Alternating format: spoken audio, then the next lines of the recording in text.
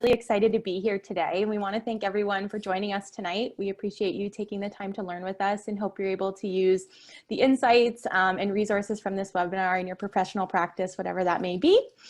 Before we get started, I just want to encourage you all to actively use the chat throughout the webinar. We really want to make this a rich learning experience for everyone. So if you have additional resources, ideas, or comments, please feel free to put those in the chat and engage with others.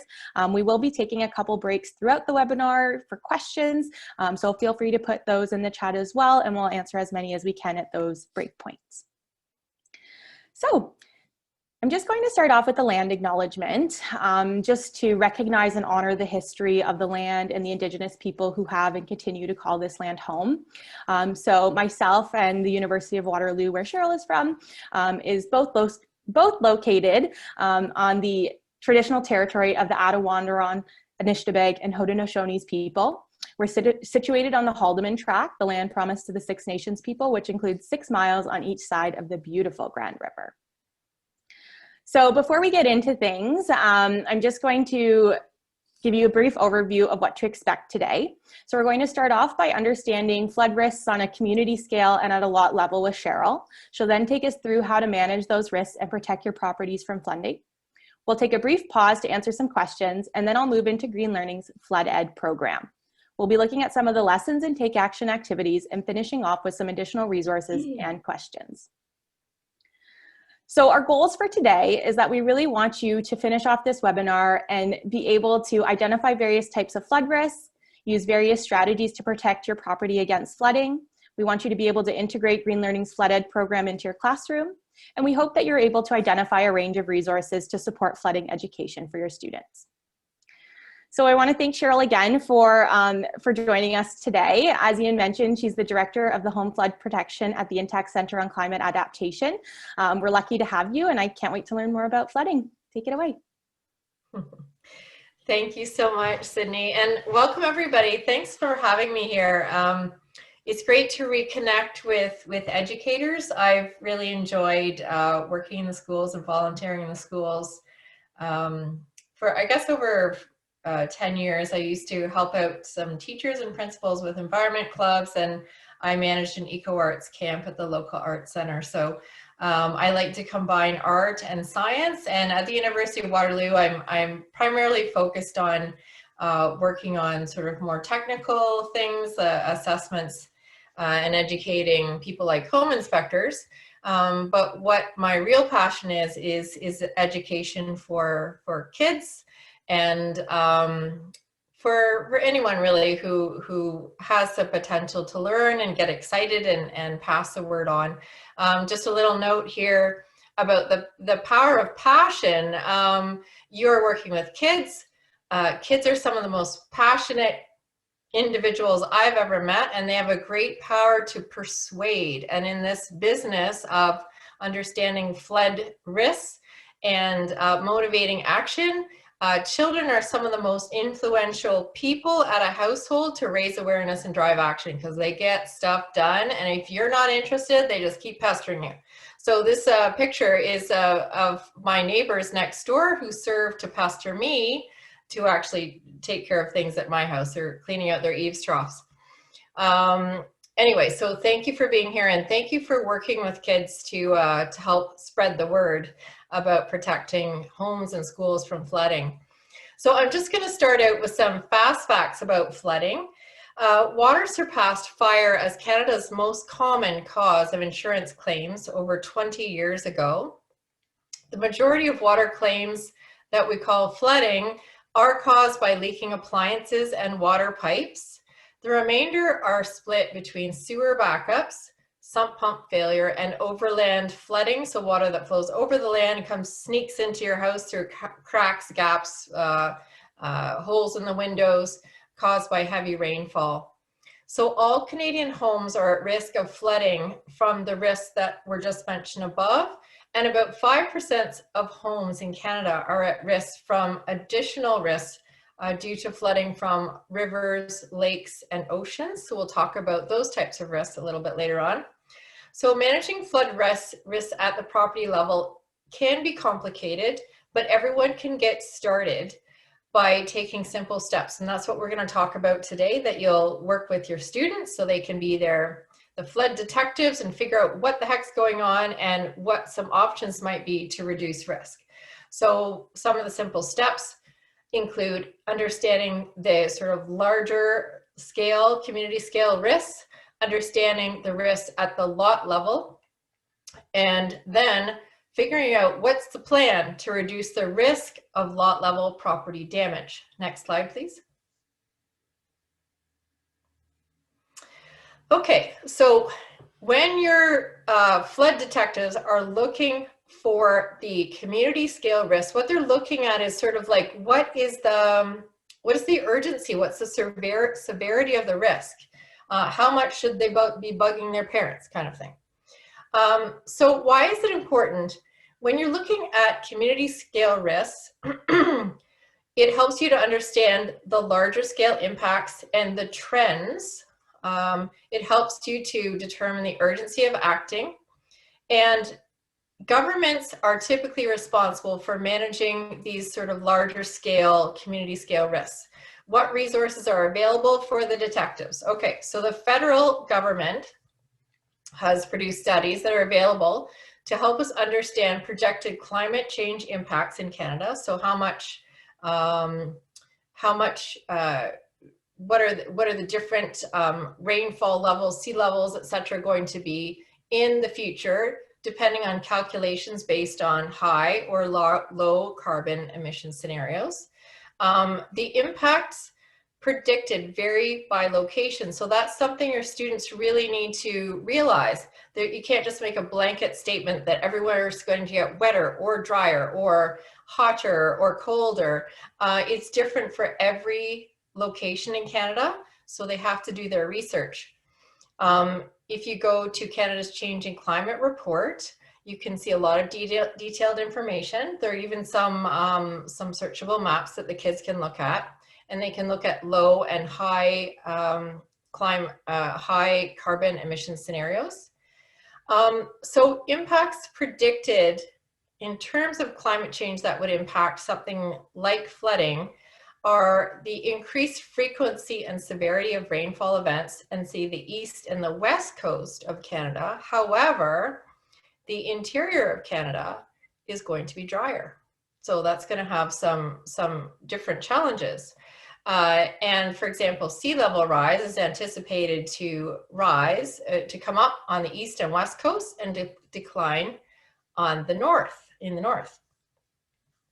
And because there's all kinds of different flood risk maps in different places all over Canada, the Government of Canada is presently engaging in a really important project. They are herding the cats. They are getting all the maps and putting them in one place. And so they're putting all the federal, provincial, and local flood maps into electronic format, because a lot of them are dusty in a back shelf somewhere. They're all getting scanned and putting into an online format. So this is a huge, huge step for Canada. The estimated completion time for putting all of those maps online and getting them accessible is this year. So we'll keep you posted. It's pretty exciting. Next slide, please. Okay, and then the community scale risks that are available from provincial and local resources. The students will have fun doing some searches to see what maps are available locally. In some provinces, there are great databases of local maps, and you can sort of scan in and out at a higher and a closer level. Most of those maps are not focused on climate change projections, but at least they have historical data, and they will show the floodplain so the kids can see if a house or a school is generally going to be in a floodplain or not, or within a coastal zone, a flood risk zone or not. Something exciting that's happening is that maps increasingly, or there's more and more pressure, to take maps and make them searchable by the property address, and to also include climate change projections. So if you want to see an innovative map and the kids can play with it, they can look at different scenarios, they can test for addresses of schools or homes, you can go to the Toronto and Region Conservation Authority, and check out their river flood maps and just zone right into an actual property, which is the way of the future. And if you want to go further afield and look at examples from the United States, you can go onto realty listings, and instead of just having a walk score, now they have a flood score. It's amazing. So in most of the major cities in the US, you can go onto the realty listings and then look up the flood score for any of the houses that are listed. So it'll talk about not just the flood score for today, it'll talk about the flood score for 20 years from now. So the kids would probably really like that too. Next, please. Okay, so this is where the kids can start to have some more fun. So the lot level risk, so at the lot of the school or of the house, the kids can start to do some more investigation, and they can look with a variety of simple tools to help them understand the unique risks at each property. For example, you can have two schools side by side, similar lots, similar looking buildings, but it's not until you start to really look at the details that you can see that maybe one is at a much greater risk of being flooded and having damage to contents compared to another one. So when you look at the lot level risks, you can understand the unique opportunities for managing risks. And this is really important because property owners and their insurance providers are responsible for managing the risks at the lot level, and therefore they have the opportunity to actually take action instead of just sort of grumbling, oh, the government should be doing more, right? Okay, so what are the types of flood risks? So all buildings are at risk of plumbing leaks, sewer backups, overland flooding from rainfall and snowmelt, and groundwater seepage. So we talked about that in the first slide. So riverside and coastal buildings are considered to be at higher risk because they face additional risks. You can think about if there's a massive storm coming in from the ocean, or there's a big flood coming up the banks from the river, that water is moving and it's carrying stuff. So the force exerted by the moving water can actually crush foundations, pull buildings off of their footings. It can carry big things in water and smack them into buildings and cause damage that way. And it also can cause property erosion. So eventually the building, if the building's okay, but all the soil moves away underneath it, it can slump and tip over. So there's a lot of considerations for what you should be doing as a way to manage those properties, because there's a lot more to consider. Next, please. Okay, so I can just picture you know, a scenario where you've got different teams of kids and they're all working together and they're looking at a case study, and they have to make act as consultants and say, okay, based on all the information, this is what we propose is the right solution. Because you know what, it's not always clear, and it's a matter of deciding what's the best situation. So when you're deciding which approach should be used to assess and protect a building from flooding, it's going to depend on the type of flooding, the severity of the risk, and frankly, it's also going to depend on someone's budget. A lot of people just, at some point, some people just have to walk away, and other people say, oh, I have $500,000, it's no problem, I'll just put it up on stilts. So if you look at the really simple, really sorry, it's very ugly, but I did a little PowerPoint drawing just for to explain the different options. You can basically defend the property and the water from coming in. That's for lower risk properties that just have rainfall risk, sewer backup risk. You try to keep the water out, so that's called dry flood proofing. You can use some temporary barriers, say sandbags or other simple temporary devices to keep the water out. You can also, that's going to be what 95% of the properties are going to be considering. You can also adapt. So for properties that are at riverine and coastal risk, you can do what's called wet flood proofing.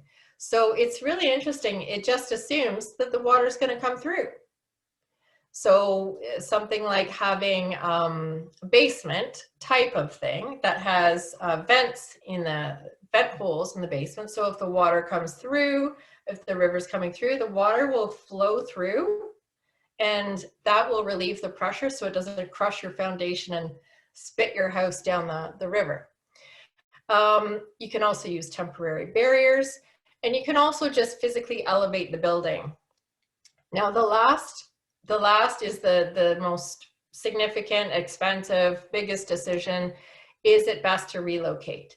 So if some of the cheaper options are not reasonable, and you're looking at climate projections for down the road and the water levels is going to be up another meter, maybe you're just going to take your money and invest it in relocating to a higher, drier building. But as I was saying, it's a very complex decision, and it's a really tricky one. Next slide.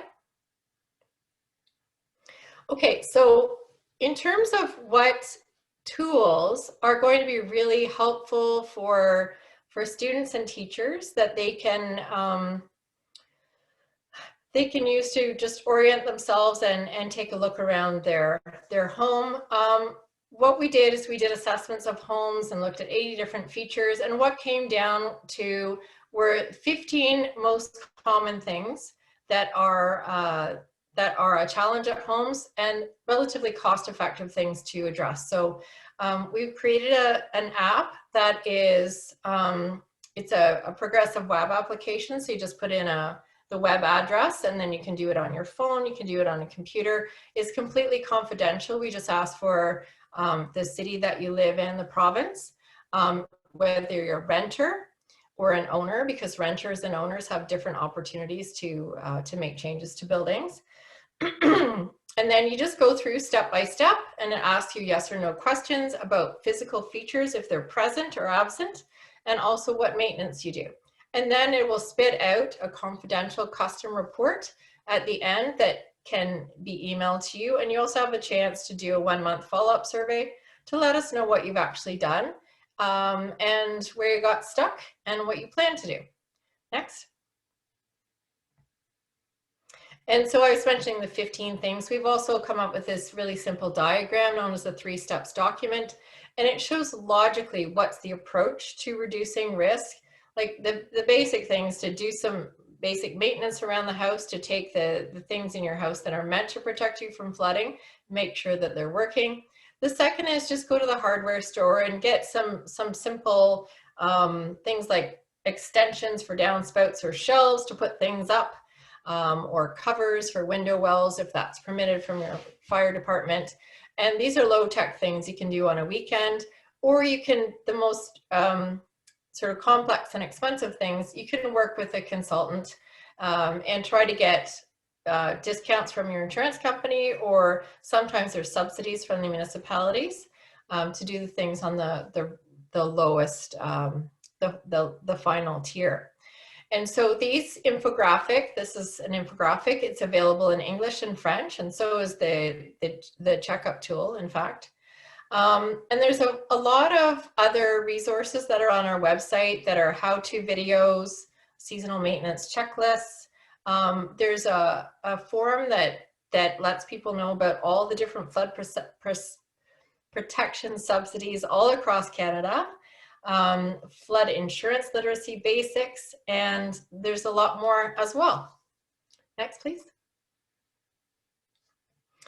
Okay, so the final slide is just managing flood risk near rivers and coasts. So what should be considered when managing flood risk in higher risk zones? So pretty much properties that are close to rivers and coastlines are considered to be in higher risk zones. So the kids can help to identify on maps if the home or the school is in a higher risk property, higher risk zone. Zones that are identified by government agencies as higher risk change over time to take into account a variety of factors, including climate change projections. The pros and cons of a variety of management options should be considered before taking action on high-risk properties, and working with government authorities, insurers, and qualified professionals is important when considering the options to manage present and future risks. And the video beside is just a link. It's interesting, it's from CBC, but the guy they're interviewing is from the Netherlands, and he talks about just thinking about flooding as a different approach, that flooding is natural, that water will come, it's going to change due to climate change, and that we can adapt. We don't have to feel defeated. We can simply adapt like they did in the Netherlands and work with water. So that's the core of the presentation, and I look forward to any questions people might have. Yeah, the first question that's just come in here from Denise is, could students be directed to use the app by themselves, or would it be best for them to have parental assistance with that? Well, that's an interesting question. They could absolutely use it themselves if their parent or guardian gives permission. The reason why I'd like to have them do it with a parent or guardian is because, like I said, kids are great at influencing action.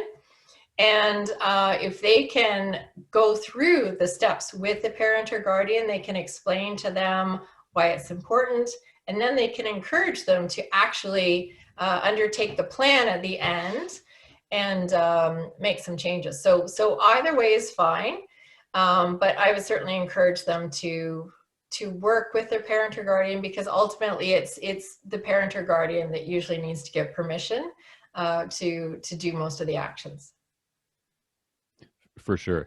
Another question coming in also from Denise. So when deciding on an approach to flood proofing, is there more background info on things like dry flood proofing versus wet flood proofing? Yeah, we are still working on a lot of resources in Canada, but there are incredible resources already available through the Federal Emergency Management Agency in the US.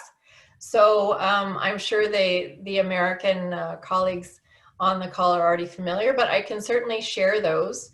There are great videos. There is information about, say, water-resistant building materials, just the basics of wet flood proofing, dry flood proofing, even how to move your house if you happen to need to transport it down the road. So I can certainly provide those resources if you'd like. For sure. And just to note here, we'll be sending out a follow-up email tomorrow to all of the registrants, and that includes folks who weren't able to join the live session. And we'll include all the links, anything that's mentioned tonight, and any resources as well that might be shared by participants.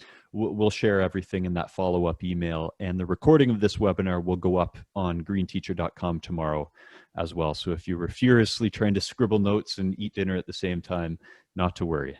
The recording will be up on our website.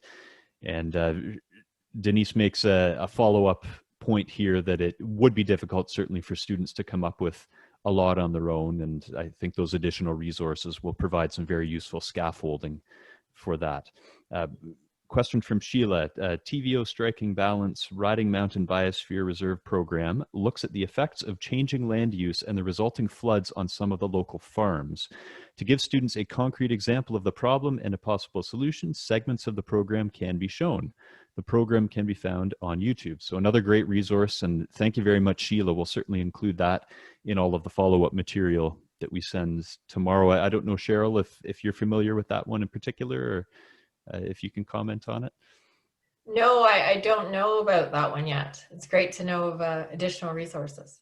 Yeah, definitely. We'll check that out.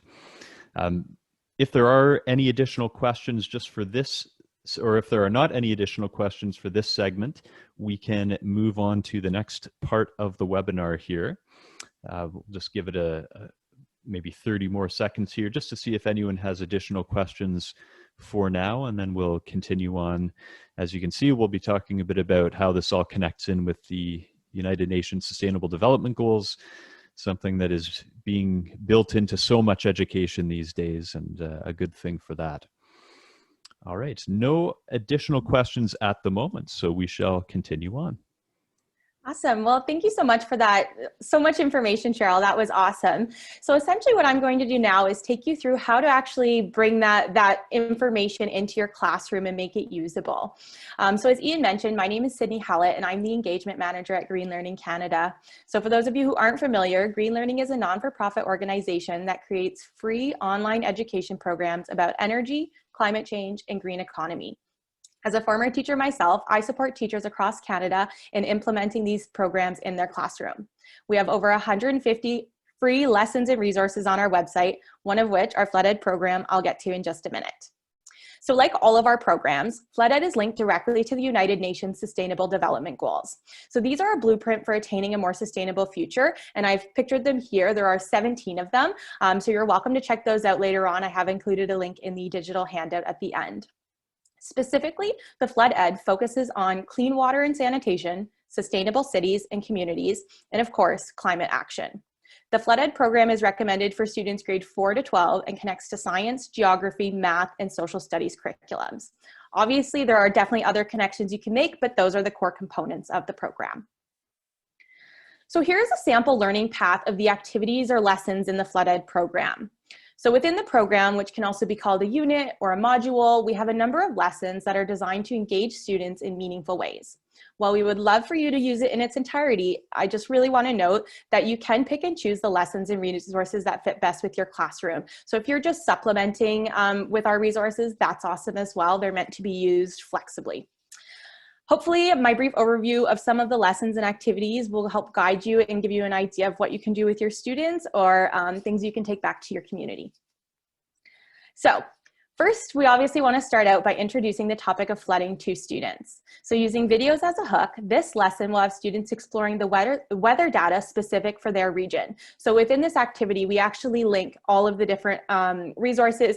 Unfortunately, it's just for Canada right now, so we've linked them by province, but I'm sure you could find some local resources and get that data elsewhere as well. So they will not only do that, but it'll generate a series of discussion prompts. So we've provided some discussion questions, but we encourage you to take that further, listen to your students, and really make it an inquiry process as well. So they'll generate conclusions about flooding in their area, and then they'll look at a case study of a flood, a Canadian flood, and discuss the possible consequences of extreme weather. So they will be looking at real world examples and how it was dealt with in real time. Each of the activities has a very similar layout. So this activity, What are floodplains and watersheds, you can see identifies the learning outcomes, which are that students will understand what floodplains and watersheds are and relate it back to their location of the school or community that they're in. We've also anticipated the length of the activity, so if you know that you're kind of on a time crunch, you can look at activities that way. You can also adjust the activity. So if you look at this and say, you know what, I don't have an hour to an hour and a half, don't be turned off by that, because there are a lot of additional things in the activity that you can take out that are completely optional. So we also provide topic backgrounders for the educator. So if you want more information and just want to have a good foundation, and then we also provide the assessment tool, in this case, in the form of a rubric. So within the actual lesson outline, you'll find step-by-step instructions on what to do, including choice and variety for your students. For example, you can see here that there are multiple recommended videos to introduce this lesson. You may choose to show all the videos to your students, maybe only one in the interest of time, or maybe you're going to skip the videos entirely and just use the backgrounder for information. So it's really flexible. All the resources and materials are there for you, and you can pick and choose what is best for you and how your students learn best. This next lesson, the flooding mapping tour, is one of my favorites. This activity has students using the flooding checklist you see on the screen and the Flood Ed photo gallery on our website. So the gallery features a suite of flooding infrastructure to help students identify what they're looking at. So students might not know what a culvert is, but using this gallery, they can help identify different infrastructure in their community. So the idea of this activity is that students go on a walking tour and map that flooding infrastructure in their community. This activity can also easily be adapted for distance learning by shifting the physical walk to a digital walk using Google Street Map View.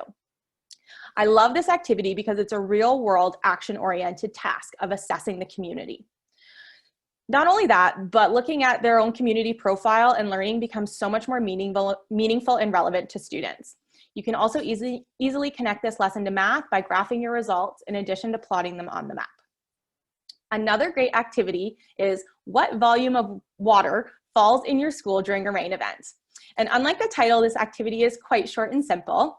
Mostly math focused, students will be using formula and conversions to determine the volume of water that falls on school property during a rain event. So you can have your students outside physically measuring the grounds using tape measures, or use the tape measure feature on Google Maps to determine the area that you're working with. I was recently speaking with a high school student, a high school math teacher actually, who's using the Flood Ed program in their classes. So using this activity as a spark, they're looking to not only track the current rainfall in the area, but look at the trends in the past over time and see how it's projected to change in the future. So not only are they getting to act as meteorologists, but now they're using the real data that they've collected to inform them on the various flood protection measures that they can take in their own school. So really awesome stuff happening. We also want to really make the connection between flooding and climate change really clear, or even just extreme weather. So this activity specifically uses the DW documentary Droughts and Floods to introduce this topic. So your students will go through a series of discussion questions that'll answer things such as, has climate change increased flooding in Canada?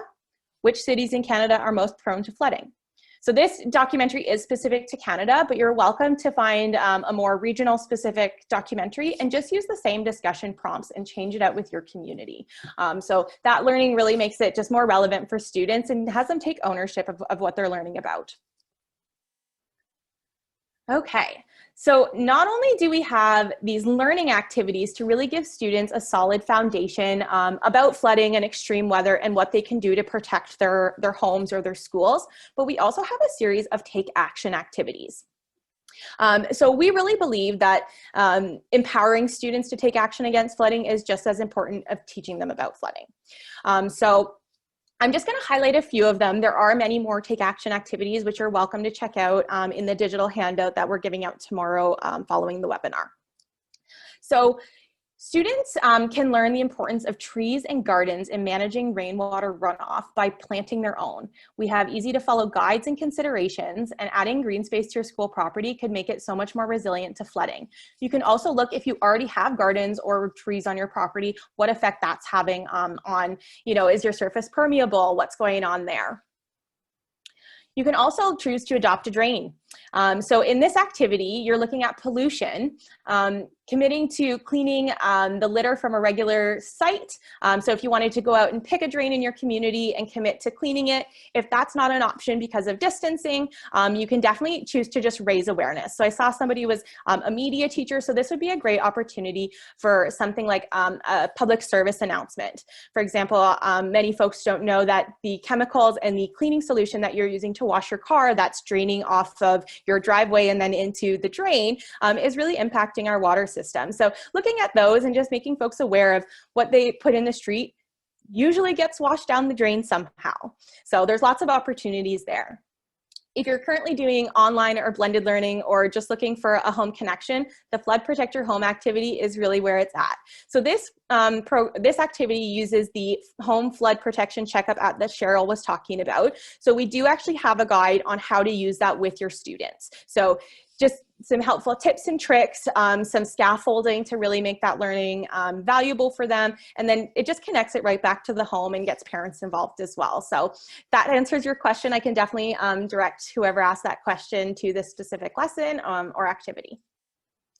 Our biggest take action activity in the Flood Ed Challenge is the Flood Ed Challenge, sorry.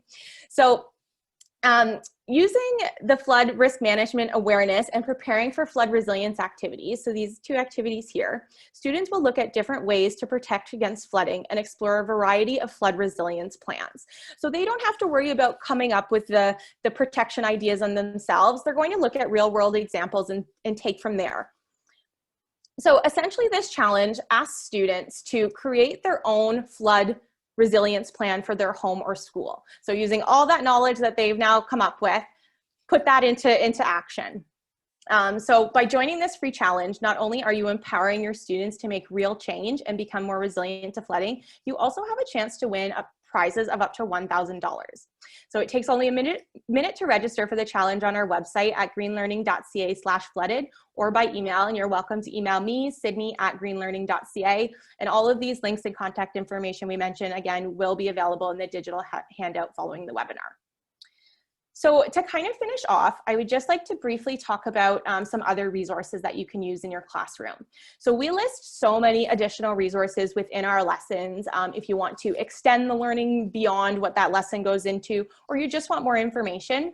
But I wanted to give you an opportunity to not only share right now some resources with each other, but just share some of my favorite resources. So one way that I love to introduce a new topic to my students is through books. One of my favorite novels about flooding is a fiction novel, actually, by Eric Walters called Safest Houses, and it follows a student who is experiencing flooding. So while it's not a real story, you can get the idea of what it's like to experience flooding and get all the details of that students can then bring into that learning. So really relevant information, lots of great discussion that can happen there as well. There's also a lot of great videos, documentaries out there. I've listed one here, Before the Flood. Within the Flood Ed program, I think we list at least 3 or 4 different documentaries that you can watch with your students, including, you know, what parts would be most useful for them. But there are tons out there, so feel free to explore. I know there are tons of different languages as well that focus on different areas. So depending on your students and what you want to focus on, I would really encourage you to leverage those tools as well. There's so many out there. So if you have any suggestions, you're welcome to put them in the chat. If not, we have about 10 minutes right now that will take questions just in general. If you had additional questions about flooding, if you had more questions specific to the Flood Ed program or any of the lessons in the program, I'm happy to answer those. I'm also happy to talk about our connecting programs. So we have several programs that interrelate. So for example, we have a Decoding Carbon program that talks a lot about climate change. So that activity where you're introducing the connection between flooding and climate change, we actually recommend that you check out our other programs and our other lessons because they can be included as well. So lots of supplementary resources, activities, lessons for your students. There's tons there. So if you have any questions, feel free to put them in the chat, or you're welcome to unmute yourself and just ask the questions as well. Yeah, one question here from Sheila. She's asking, do any of the flood lessons make a connection between soil types and flooding? They do, actually. So we have one activity that, let me just go back to the outline here. So we are looking at how much surface area of your school is permeable. So that activity relates directly to what soil type you're looking at. It relates to what's on the ground, whether you have pavement or it's dirt, whether you have gardens or trees. It's looking to determine, you know, how much of that surface is going to absorb that water and how much is not. So that's a great activity. I didn't get into it today, and there's tons of activities that I didn't have a chance to talk about, but I would definitely recommend checking out that activity. Good stuff. Thank you, Sheila, for that question. Again, anyone else who has a question, you can just throw it in the chat box. Next, Paul is saying conservation authorities run the Spring Water Awareness Program. That's a great one, SWAP, and there are a number of free materials and resources on the various websites for conservation authorities throughout Ontario. So thank you very much, Paul. We'll certainly include that in the follow-up tomorrow so that folks can take advantage of that. And you know, just like the green learning programs, as Sydney mentioned, there's a lot of overlap. Even though some of the examples might be location specific, a lot of this can be used across a very broad geographic area, whether you're north, south, east, west, Canada, US, and beyond. And as I mentioned, I support teachers across Canada in implementing these programs. So if you have questions or you're looking how it fits into your curriculum, or you want to just implement it into whatever you have already going on, I'm super happy to set up a meeting and chat with you about it, or provide any additional resources or direct you in the right way. And just another reminder, we will send all the follow-up information tomorrow. We always love to hear what everybody has thought about each webinar. and topics they would like to see covered in other webinars. I've just added to the chat box our feedback form. We do it all through Google Forms, as I'm sure you've seen a lot of other organizations doing. It only takes 2 or 3 minutes to fill out. And if you do fill it out, you will be eligible for a free subscription to Green Teacher Magazine. So Awesome. Fill that out. Let us know what you think. Let us know what you would like to see more of down the road. Denise has just added 2 publications that she's found helpful. Thank you very much for those, Denise, and we will also include those in all of the follow-up materials. So thank you to those who shared resources. Thank you for everybody's questions. And on behalf of Green Teacher, I'd like to first apparently I don't know how to speak English just this moment. I would like to first thank Cheryl for giving her time and expertise to share this item that hasn't gotten as much press as it perhaps should have. And that's been in a lot of the messaging that we've put out leading up to this webinar. And hopefully that can change, and this can be a spark that can make that change a reality. I'd also like to thank Sydney and the entire Green Learning team for their partnership. It's been really fun working with them, putting this together, and we look forward to the next 2 webinars coming up over the next few weeks. So thank you very much, Cheryl and Sydney. Thank you for hosting. This has been great. I hope it was helpful for everyone and you're able to walk away with something that's going to help you in your classroom or wherever it is you are an educator. Yeah, I appreciate the opportunity, and particularly now, I'm really thinking a lot about the spring melts and spring floods that happen, and I think it's really an interesting sort of time of year to get students learning about this and paying attention and watching for signs of melts and floods, and to getting ahead of the curve too, to see what can be done to help protect their school and their homes. Well, thank you again, everybody. I hope everyone stays safe, stays dry, and we look forward to having you joining us again soon for another webinar.